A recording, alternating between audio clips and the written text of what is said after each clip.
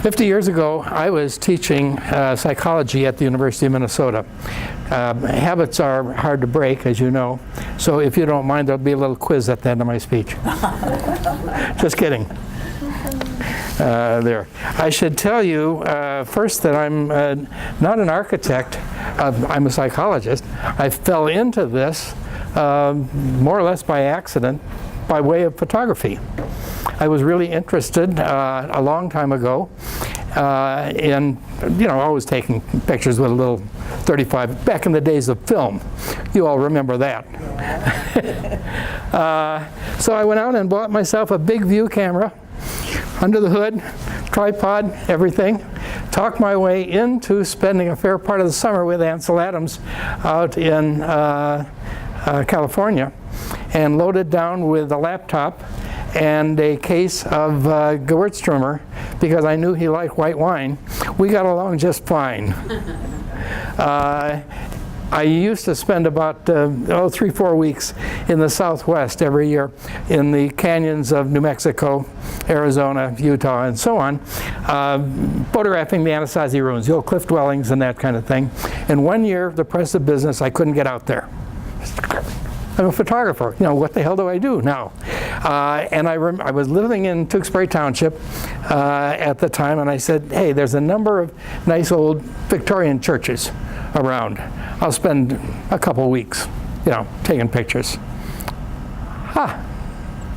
Instead of a few, maybe 20, 30, there wound up to be 101 churches in the county that were built before 1900.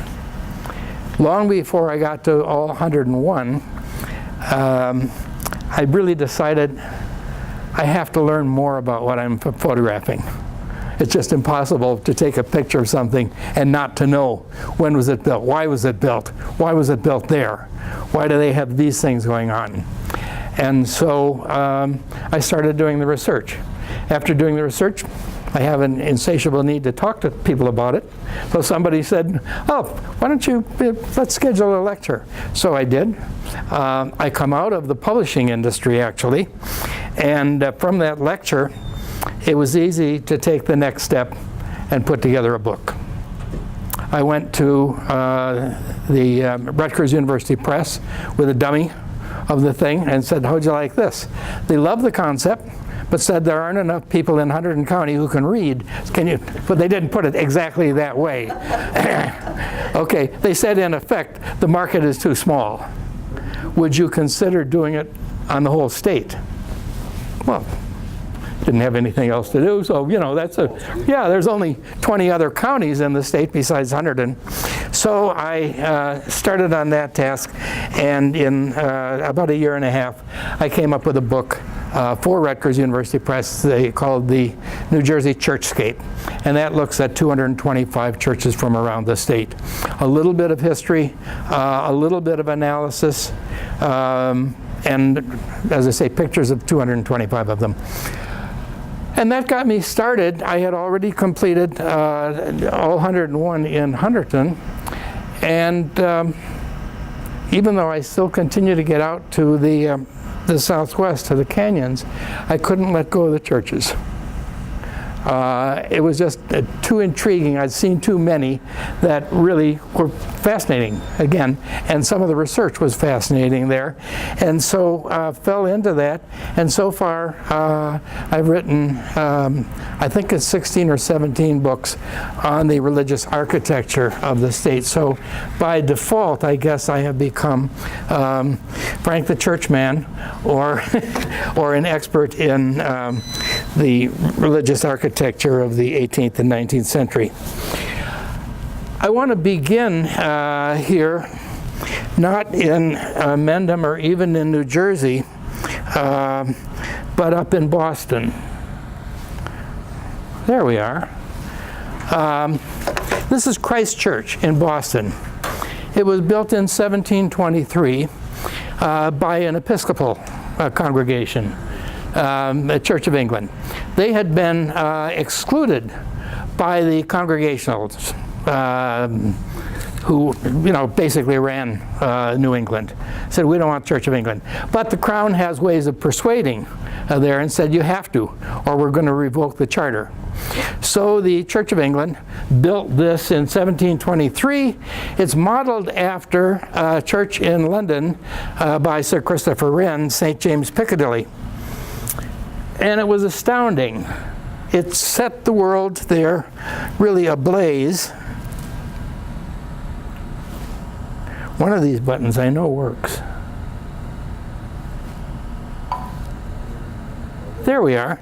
This is what the Congregational Church, this happens to be from Springfield, Mass.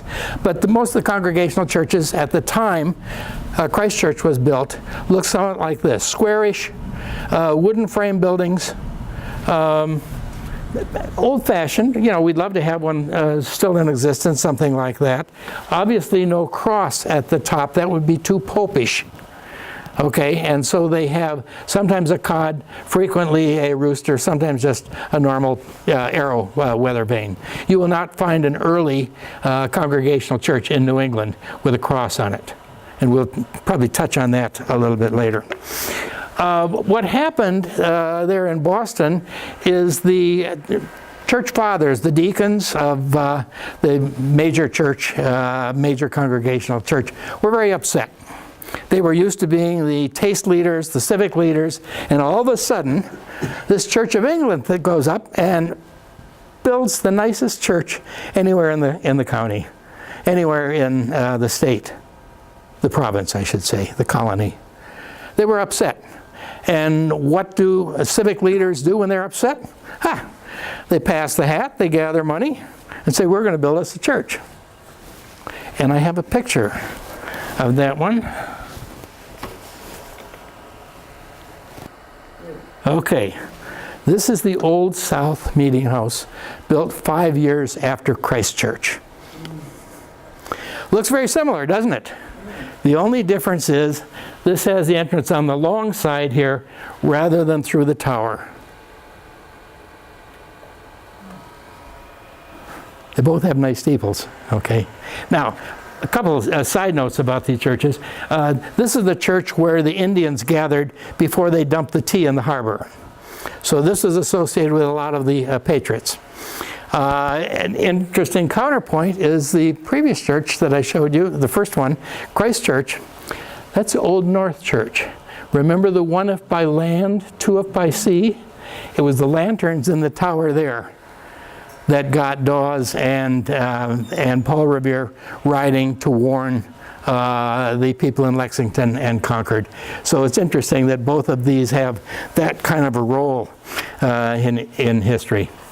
Now, I started in Boston because the major point I want to make is that if we look at a church and just say this is where a particular congregation worships, we're going to miss a real important part of the history. Because a church is more than just a house of worship. It was a symbol of the success, the civic leadership to those congregationals in Boston. Not only that, but there are still a couple churches along the Massachusetts-New Hampshire line dating much before this, when the Indians were still hostile, and the walls are this thick, stout logs, and they've got narrow slits. You could poke your rifle through there, your musket through there, and shoot at the hostile Indians that were on the rampage. And so they saw it very much. The meeting house in New England was very much a place of refuge during hostile uprisings. It was on the green in the center of town. It was the town hall. It was literally the civic and social center of the community. And there was one more thing. When the British marched out of Boston, out to Lexington and Concord, they weren't just after Sam Adams and John Hancock. They had good intelligence that these rebels were storing gunpowder and shot in the meeting house in Concord. And that's what they were after. And the Puritans there in New England saw no difference. There was nothing especially holy about it. It's a place where we have services. We conduct trials there. We pass legislation there. We store our arms. Our muskets are shot there. And God knows what else goes on there. And the churches have a history. In New Jersey, there's all kinds of small towns that were nothing but a crossroads. There might have been a tavern. There might have been a grist mill. After a few years, there was a blacksmith shop, and there probably was a church there. It would be a small wooden frame, in all likelihood, and that was the center of the community. Those people who came out of a German or Dutch background called them frolics in the old custom, in the old country. Here we sometimes called it a shucking bee or a quilting bee. There it was a frolic. And a neighbor was sick and he had to take in the rye or the flax or put up a barn. A frolic was held. Everybody gathered in, sometimes at the farm if you were raising the barn, but sometimes, many times, it was at the church. And the host there provided drink and cake and sometimes even a violinist, and there was dancing. And after a while, even if nobody was sick and the wheat didn't have to be taken in, seems like Saturday is a pretty good idea to get together, huh? And so there's lots of stories about this church and that church that were the center of frolics, of basically weekly kind of get-togethers. So it was a social center as well as a place to worship.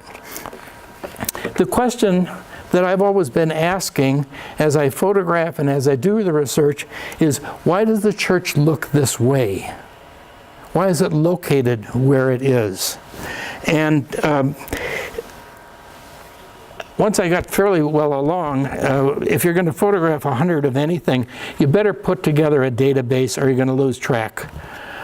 When it was built, when it was founded, what the exterior is like, does it have a basement, are the windows 16 over 12 or 10 over 8, those kinds of things. So I put together a database and I teased out a bunch of generalizations there about why they look like they do. Some of the reasons are obvious. By the 1830s, Sunday school was a big deal. Well, we didn't have a basement or anything. That seems like a good thing to do. So in a couple of cases, they jacked up the church, dug the basement underneath, and built the rooms for the meetings there. In most cases, they tacked on an extension to the rear or to the side.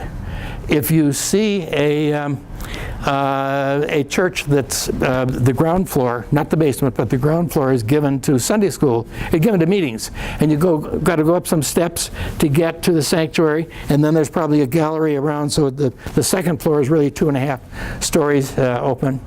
The chances are very good that was built after 1850, because that's when people realized they had to accommodate Sunday school. So that's a pretty easy reason why some of them look the way they do there.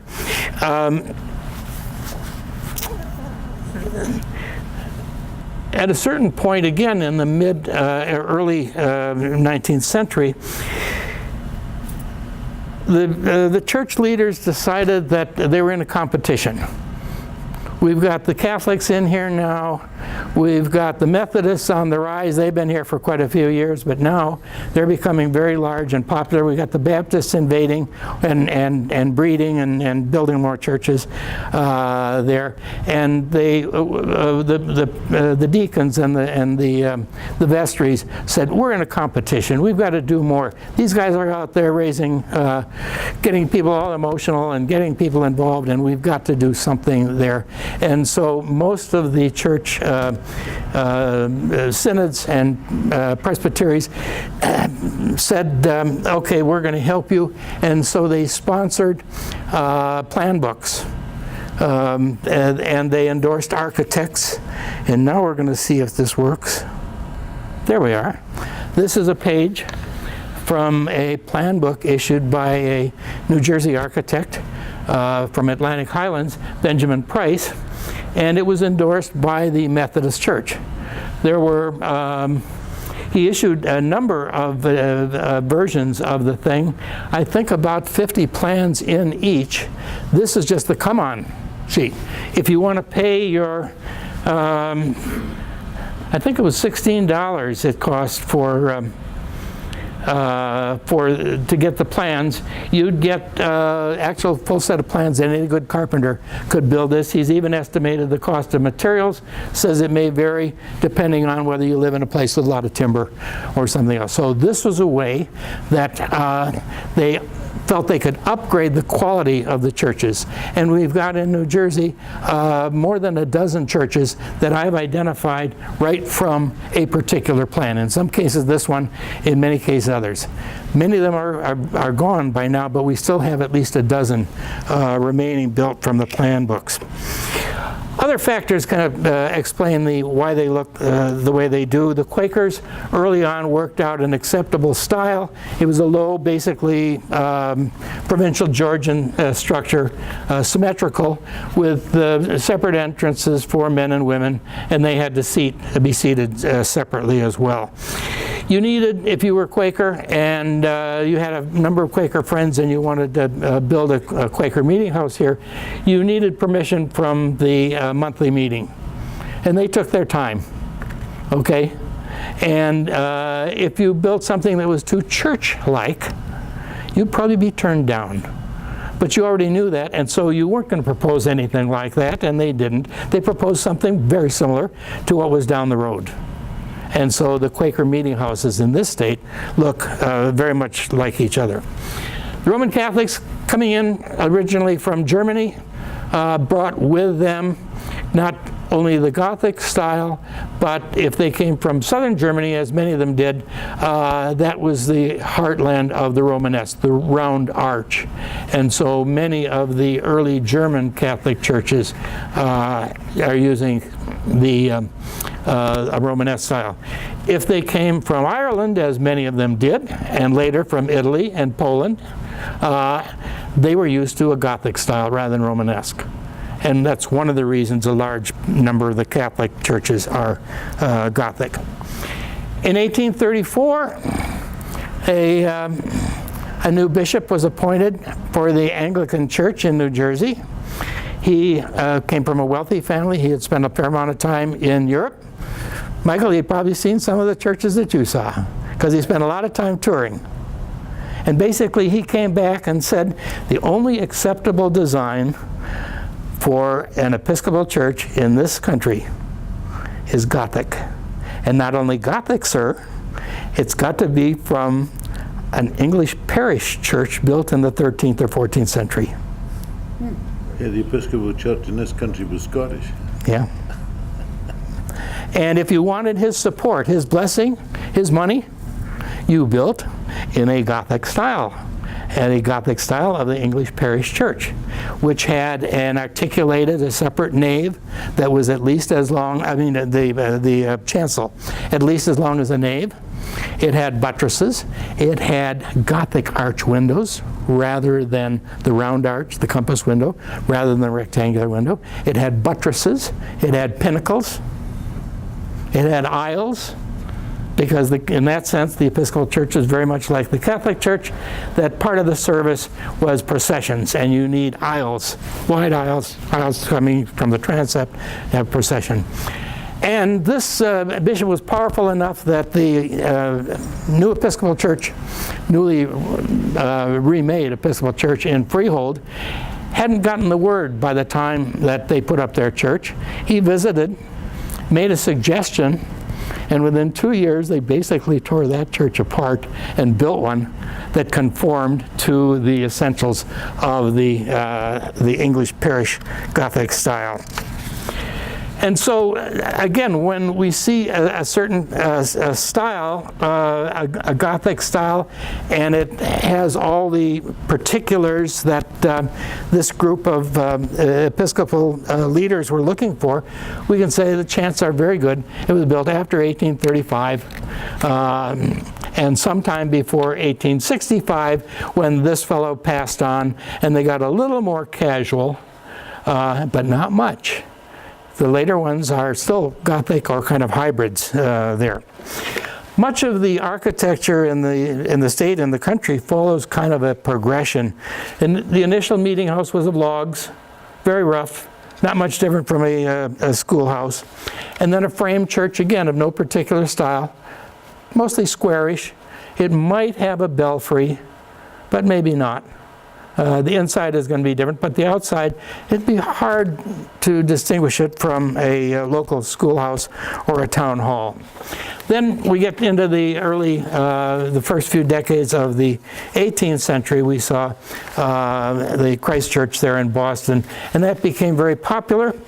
And so we've got a number of different versions of that. You've got a long, narrow nave, you've got a projecting tower, you've got a multi-tiered lantern, belfry, and spire on top of it.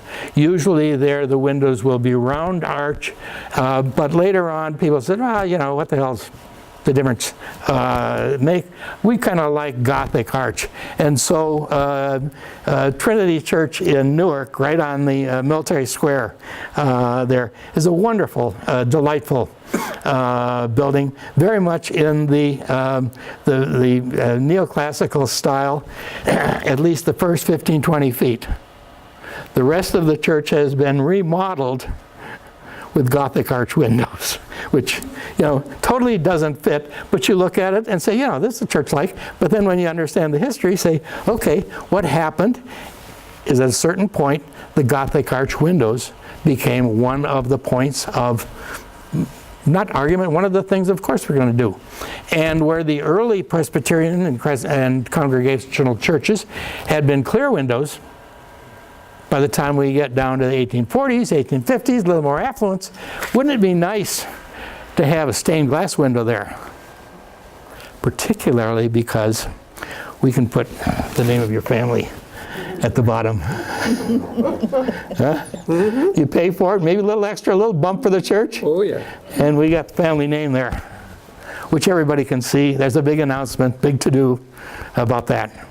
Okay. And so, again, was it piety that drove that? No, this is family pride. Yes, I'm doing things for the church, making it more beautiful. But I'll be damned if I want to pay for it unless my family name is there. And spelled right, too. Thank you. So again, what I'm saying is that it's not simply piety. There's a lot of other emotions that are involved.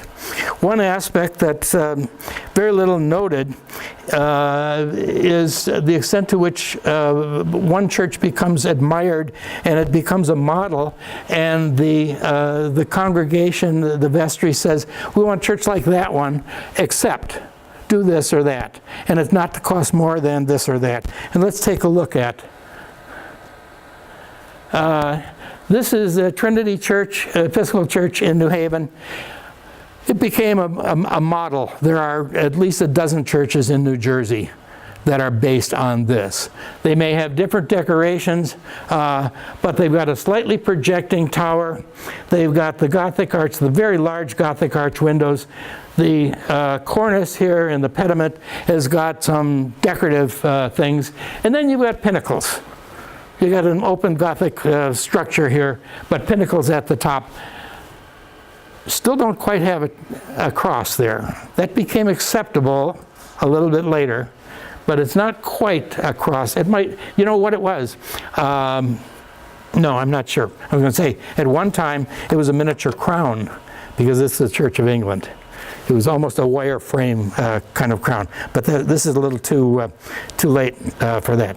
In Hackensack, and I don't have a picture of that, but the first Reformed church looks somewhat like this, but that also became a model. Just about all the Dutch Reformed churches built before 1850 in Bergen County follow the Hackensack model. Here's St. James the Less in Philadelphia. One of the most delightful churches I've ever been in. The bell coat here, there's no door here, there's two projecting buttresses here, buttresses at the corner. This is the main entrance in the south entrance. Terribly influential. It was based on Episcopal, of course. It was based on a 13th century church in just outside, quite a bit outside London, actually. Became a tremendous model for a number of churches. This one is St. Joseph's in Boonton. There's a very similar one in Bound Brook. There's a very similar one in a Presbyterian church in Stockton. And anybody recognize that one? Roman Catholic here. That's right, St. Joseph's. Now they do have the entrance here, but otherwise you can see the buttresses, the very steeply pitched roof. There is, I mean, it's been worked over. I even think there's no wood there. That's all aluminum siding anymore. There was a time when I wouldn't take pictures of any church in aluminum siding. And then I said, okay, look, you're going to miss too many things of historical significance. Fascinating with that church is, Pardon me? I worked in that church, and what's fascinating is that you had the Gothic things inside all painted, and you dropped the ceiling, lowered the ceiling. They did, okay. And the Gothic goes right up. It gets as an open frame. All still? Yeah, yeah. It's all covered up now. Well, it's a little cheaper to heat. But you lose that workmanship, that sense of history and style. And this was based on St. James the Less, which was based on a 13th century church in England. And you lose part of that tradition, and I think to me it's a real shame. We've got another Philadelphia church here. This is a St. George's Methodist church. Very heavy neoclassical pediment.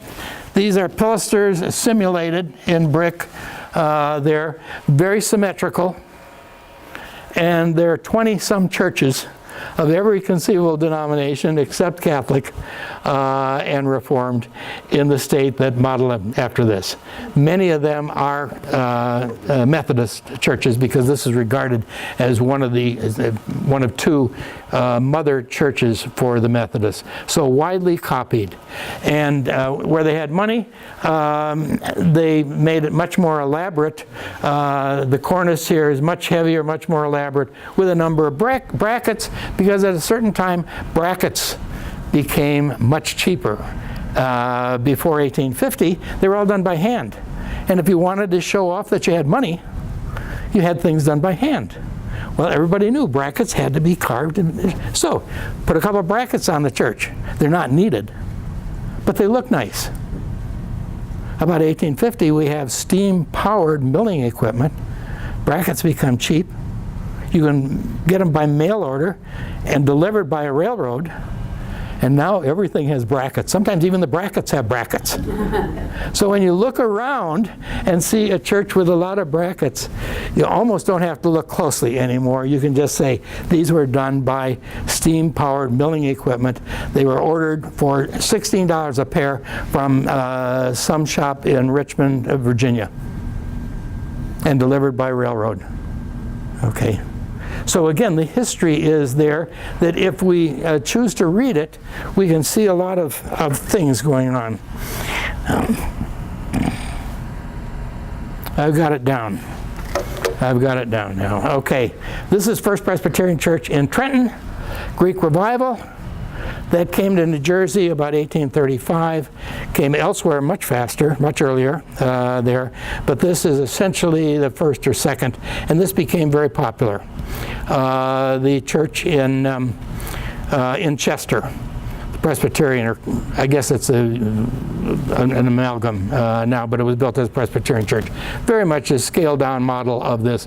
Different belfry there, but essentially the recessed opening, the Ionic columns, the entrances are here.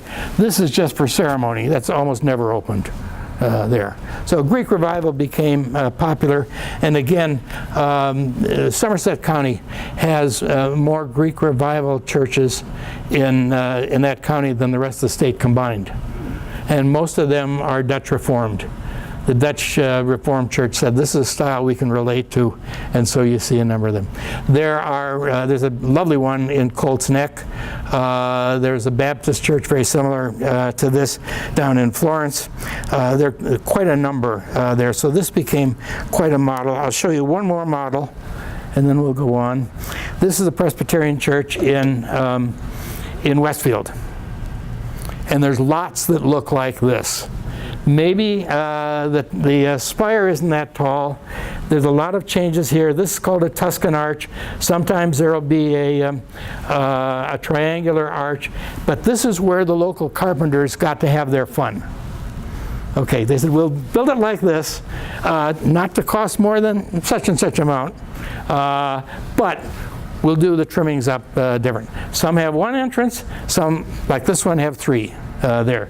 They do all kinds of fancy things with the windows, and as I say, this is how they individualize it, but it's clearly based on a model. Now, let's get to the matter of steeples. This is the Methodist Church on the Green in Morristown. When the Methodists started really just before the Revolutionary War, mostly in Maryland, a few up here, not much.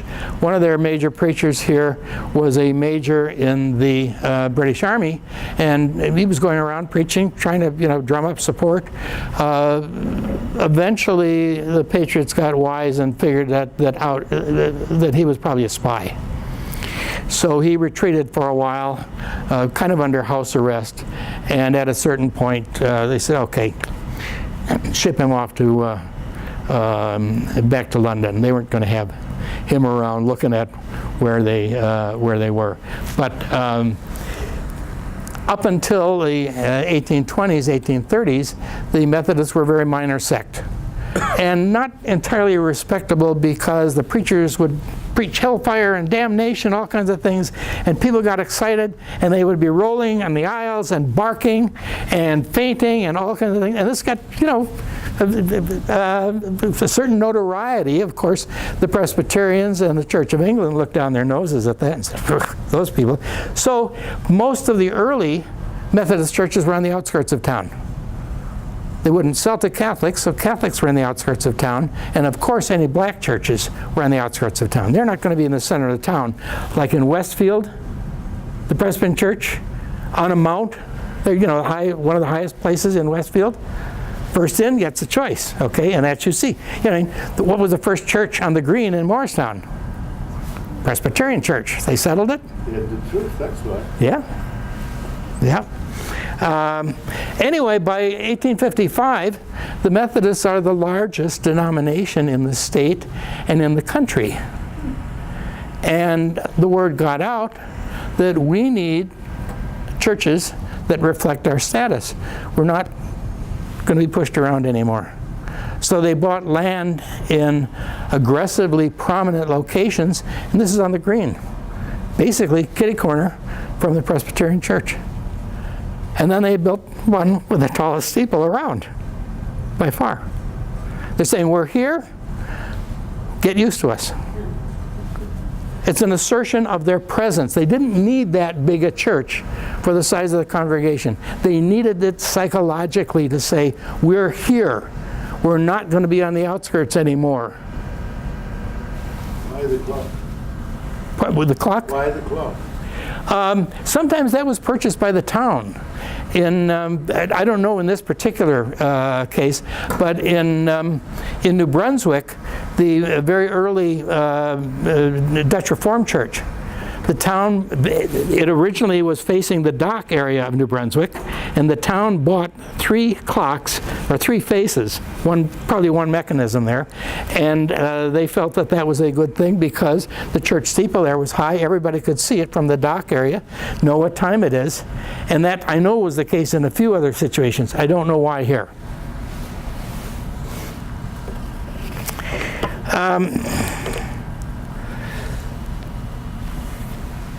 So the steeples started, the real tall steeples, and by tall I mean something that's 2.5 times the height of the nave. I didn't even bother with anything that's less than that. It's got to be, much higher than the nave. What really happened is in the 1840s you have massive immigration, starting from Germany, a little bit later from Ireland, and a number of these people are Catholics. And the way the Catholics are is if you're in this area of town, you of course contribute. You have to, okay? So they had enough money, and they started building big stone piles. Fancy, the inside, Gothic, very nice. The outside, maybe an attenuated Gothic, but nice churches. Clearly put most of the Protestant churches in the shade. And just like we saw in Boston, Presbyterians couldn't stand that. The Episcopals couldn't stand that. The Catholics, Irish, we honor the Sabbath. We hardly do any work. And we certainly don't have any amusements. And these German Catholics and these Irish Catholics, they're using the Sabbath to run horse races and games and singing contests and getting drunk. A real profanation of the Sabbath. And so the reaction was a real building boom, starting just before the Civil War, continuing through the Civil War.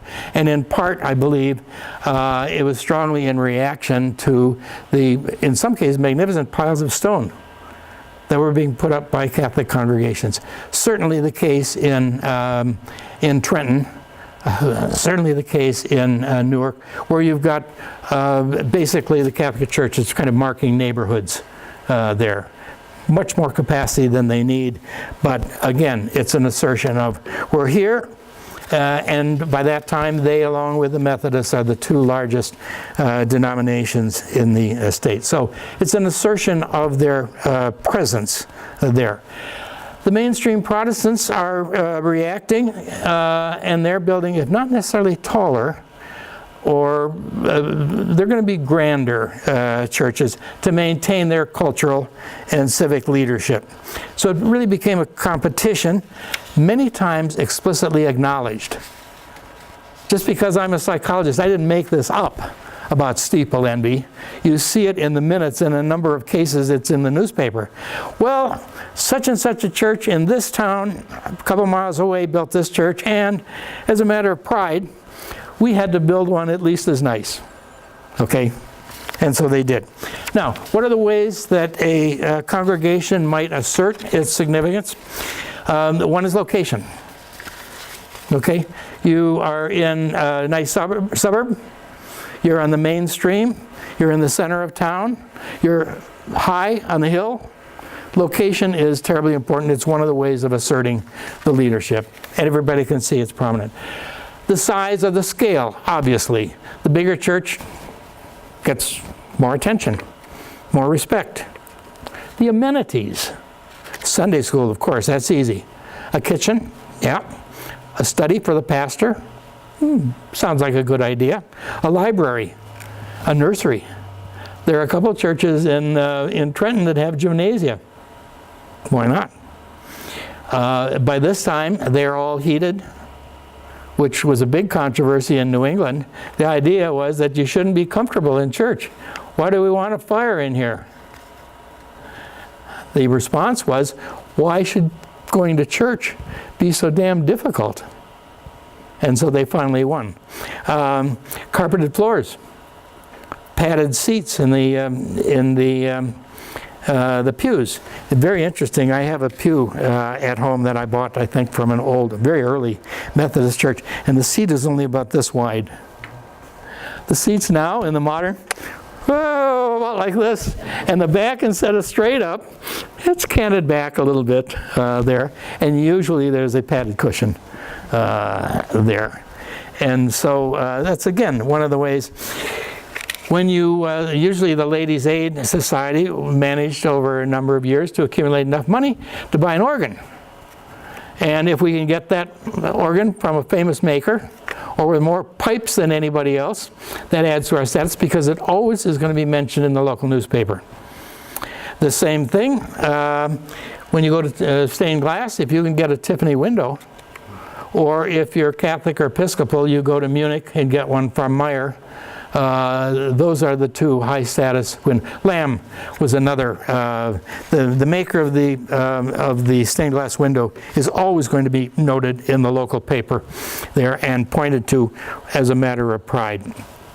Style is terribly important. Style goes through changes there, and no self-respecting church would build in a Gothic, a Greek revival style after 1865. It was just too passé. Okay, you've got to move to Gothic or Romanesque or some kind of eclectic hybrid there. One other way is get yourself an important architect, particularly from New York or Philadelphia. Don't get a local one if you can, okay? Because again, you can brag to your neighbor that we've got Richard Upjohn doing our church. Well, that's very nice. We have Patrick Keeley running our church. Oh, that's very good. We have somebody else. And they always were New York or Philadelphia until much later, toward the end of the century.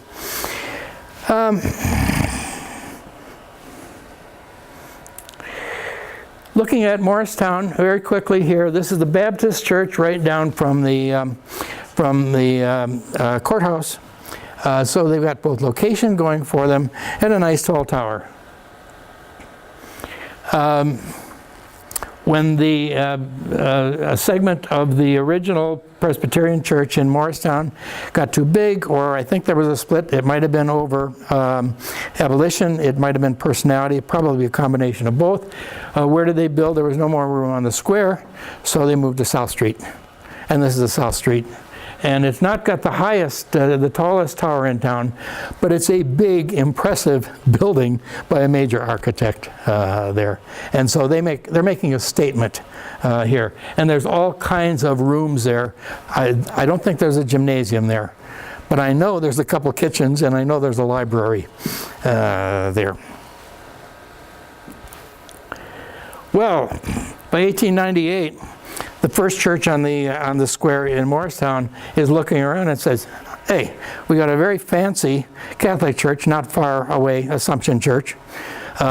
We've got we're looking every day at this tall monstrosity of the Methodists. We've got the Baptists with their tall church. We've got somebody else, just outside of town building this or that. It's time for us to build a new church. So it took them a month to tear down the old one. Got themselves a big architect from New York, J. Cleveland Cady, and he put this together. I am not certain that it's the tallest tower in town, but it's very close to it. Again, this is the chapel. The main part of the church is over here, but it's a good 2.5 times. It's certainly a reassertion of the fact that we're still here. We've been here longer than any of you guys. We're still the civic and taste leaders of the town. Well, people up in Dover in the Presbyterian Church look on this and say, hey, Dover's a pretty major town now. We need a church that's commensurate with our style, our affluence, our sense of taste. And so this is the Hoagland Memorial Presbyterian Church, and that is a major tower. You've all seen this one. I'm not going to say anything about envy here, but it's a lovely, lovely example of essentially a New England tower. Great church. Incidentally, the architect, not the original architect, but the one who did the renovation in the 1880s was George Post, again, a major New York architect whose specialty was skyscrapers. This is the only restoration that he did in the state. He also did a beautiful Gothic church for a Reformed congregation in Highbridge out in Hunterdon County. That had a tall steeple, but the windstorm took its toll on that. Ah, yes. This is in Montclair. This is the Church of the Immaculate Conception, a Catholic church, obviously. And this might be somewhere in, might even be Venice, but certainly in Italy, the Campanile there. It is not needed, so you can hear the bells all over town because they're going to be competing with others. It's an assertion of pride. There's also a lot of wonderful imported marble in the entryway there. That was another way with the materials there that you could assert your dominance.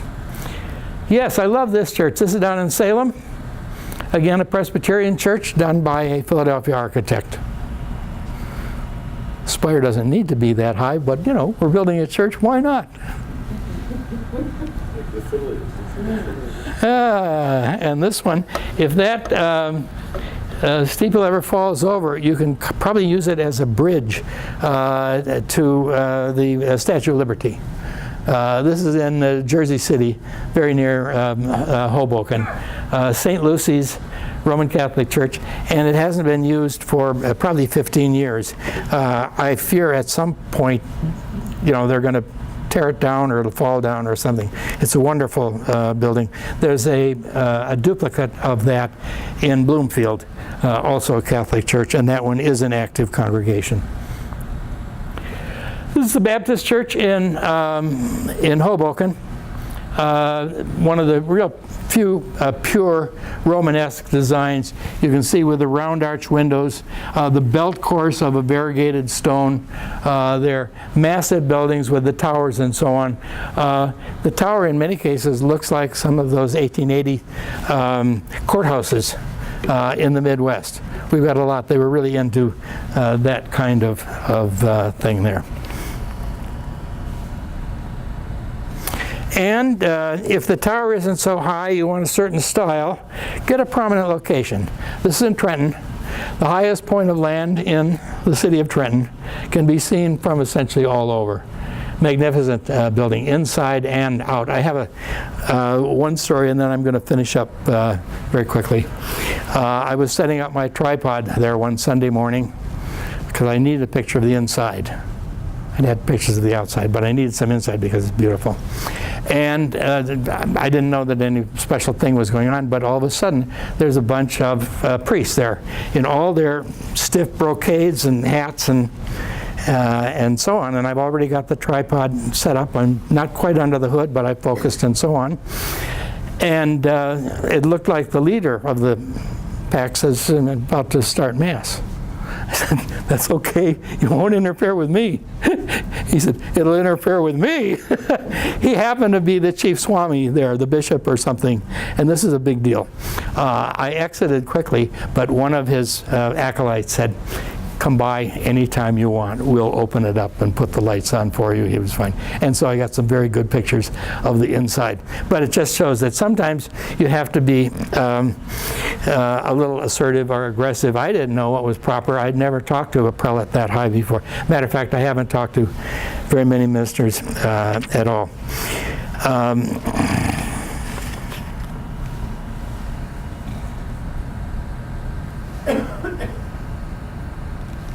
That's the cover of the book. Basically, what I'm saying here in the title and beyond that is that we need to look at these churches not as just a place of worship, but as an assertion of the presence, of the civic standing. They were used for a lot more things than it, particularly in the smaller towns, but even in the big towns. And where the Calvinist churches early on said, don't build fancy. And the Methodist churches, too, said, make it as plain as possible. By the time we get to the Civil War, that's all gone by the way. We've got a new idea in the saddle, and that is, as long as a case can be made that this is for the greater glory of God, you can get away with just about any kind of extravagance. And that's really what's happened here. The Archbishop of New York, in dedicating St. Patrick's Cathedral there, said the purpose was to honor the Catholic name in this country. Not much about worship in that. On Fifth Avenue. And they certainly do honor the Catholic name. It certainly is a monument to the city. And it, again, it reinforces that idea that the buildings are much more than that. James Fenimore Cooper wrote a novel in 1838, not nearly as exciting as the Leatherstocking Tales. The novel is called Home as Found.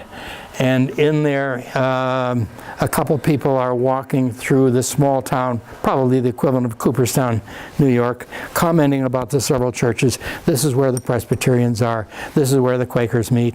This is where the Methodists are. And says, well, you know, one of them is a little fancier than the other. He says, doesn't matter. Whether it's the organ or the bell tower or the steeple, it's all the same. And that was his point, that they're all doing it for the same reason. A better organ, a better bell, cast in England, carpeted, padded pews. This, basically, we're in a competition for who's numero uno, who's got to be paid attention to, who has the money, the taste, the civic leadership there. And so again, just one more time, look at this not just as a house of worship, but say, what else is going on there with that denomination, with that location, with that style? And many times what you'll tease out of that is some interesting bits of history, of sociology, of the cultural history. Okay.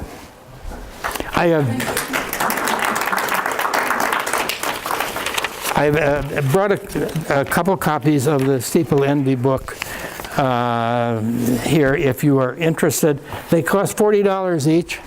I think I brought one other just to show you. This one? Yes. This is the Essex County. All the churches, a mighty architectural shout. And one just published on Friday. This is Warren County, the Warren Churchscape. And this is one of those early Gothic buildings that the Episcopals built. All of them contain, as far as I can tell, every church, synagogue, or meeting house built in the state, built in the county before 1900. Okay, that's the goal. Complete inventory, explanation of everything in the state. I've done, as I say, I think 14 counties so far. There are 21. If I live long enough, I'll get to the other 7, unless I fall off a cliff somewhere out in the canyons of Utah. Okay, I will take any questions if you have any. When you were doing this, did you come across any interesting stories of churches being used for other purposes at different times? There's a great deal of that. It varies by county. In Hunterdon County, about 25% of the churches have been used for private residence, a theater, dry cleaners, an antique shop, okay? And that same pattern holds in a number of counties. In Essex County, a lot of the churches now are in their 3rd or 4th congregation, different denominations. The Dutch Reformed have essentially moved out. And they've been succeeded by, first of all, Catholics from Brazil and Portugal, or first of all, Catholics from Germany, and then Catholics from Italy, And then Catholics from Brazil and Portugal. They're in the Ironbound, for example. In other cases, they've been succeeded. I know in West Orange, there's a lovely early Presbyterian church, great building, that now it's got 3 congregations in there, one from Panama, one from Haiti, and the Presbyterians occupy a little part of it. And so that's a common thing. Again, a substantial building, there's no point in tearing it down unless you can put a parking garage there or something, as they're doing in too many places there. Yes? Now, I know your stand on what used to be your aluminum churches you wouldn't look at. Do you look at vinyl covered ones? Yes, I've Berkshire Valley Presbyterian? That's a church that's set up backwards. yes. Their excuse was it was so they could see the Indians attacking. But then again, the Lenape's were so peace-loving, they moved away when the white people... Yeah, that's a good example of the prominence. They're high on the hill with nothing But interfering with don't the go view. by the plaque on the end of the building. It says 1825. Yeah. The Yeah. first church burnt. They had the meeting in 1827. They built the place, but they put the plaque on with the wrong date. Well, it's a general tendency, not only for churches, but for homes. People like to claim as much antiquity as possible. There's a stone building in Warren County, in Greenagel, that they're claiming it was built in 1675. They're off by at least 100 years. At least 100 years, but the local historical society, probably in a nod to the family, which is of some prominence, you know, has never called them on it. So everybody says, oh yeah. But we all, you know that it's crap. Oh, and they have a plastic steeple or a fiberglass steeple now. That's happening more and more because it's affordable and you can tie it down. A large number of these steeples have been lost or truncated. Lightning, even after Ben Franklin invented the lightning rod, it didn't matter there. And then high winds more than anything else. So, you know, you can't keep rebuilding the thing and so on. It does, from an aesthetic point of view, it changes it, because if it's materially shortened, you don't have that same balance or proportion there, my opinion. Well, it's out of proportion because it never had a steeple on it. In some cases, yeah, the Catholic Church in Wharton, lovely big stone building, doesn't look quite right. It was drawn to have a large steeple. Ran out of money when the mines went belly up. They never had the money anymore. And that's an interesting church too. One of the stained glass windows is a prophet Jeremiah, and that was done specifically because the architect was Jeremiah O'Rourke. And he made a real impression. He may well have forgiven part of his fee, but there is Jeremiah, and he's got the big flowing beard. It's basically a very good portrait of O'Rourke. One on the corner of Main Street and Yeah. 46. Yeah, lovely interior, nice design, but again, just doesn't quite look right without the steeple that was planned for. Yes? And then the opposite, there's a movie theater, I think it's in Jersey City, that is now a Chinese church. Is that correct? A movie theater? Yeah. Well, again, with the new denominations coming up from different countries and so on, they buy what's available. So we've got a number of storefront churches there. And in terms of piety and praying, I guess they work as well as, you know, the old Gothic things. Interior? Well, this one in particular was called the Stanley Theater. Okay. And it was very ornate. His father was a projectionist there. Yeah. Okay. Denominations that would like the interior. You want to see those buildings reused Yeah, I agree. as much as you can. At least the outside, that's what we see. If the inside is ornate, you would hope that would be done too. One of the reasons I'm taking the photographs is, you know, a modest nod in the direction of some kind of preservation. The number of churches that have burned since I started this about 13 years ago, there's at least a dozen. Don't exist any longer, except in the photographs. That's probably, there's your Greek revival, and that was... No, I'm going to let other people speak to this, but I happened to be looking at it there on the wall. Yeah. This was a building that was not a church, but it was used for vaudeville and all kinds of. And it still exists. And the top half is without the fire station. That's right. The Methodist church, and the top part is the rec department for the firehouse. Yes. And what was it originally used for? You two guys. Methodist know. church? It was a Methodist church. That was up Yep. where our church is now, Okay, so Yep. the denomination was? Methodist. Methodist, and probably built about 1850. I think in Lebanon, Pennsylvania, there's a church out there with the spires and the crooked crown on the top of it. Yes, and there's one again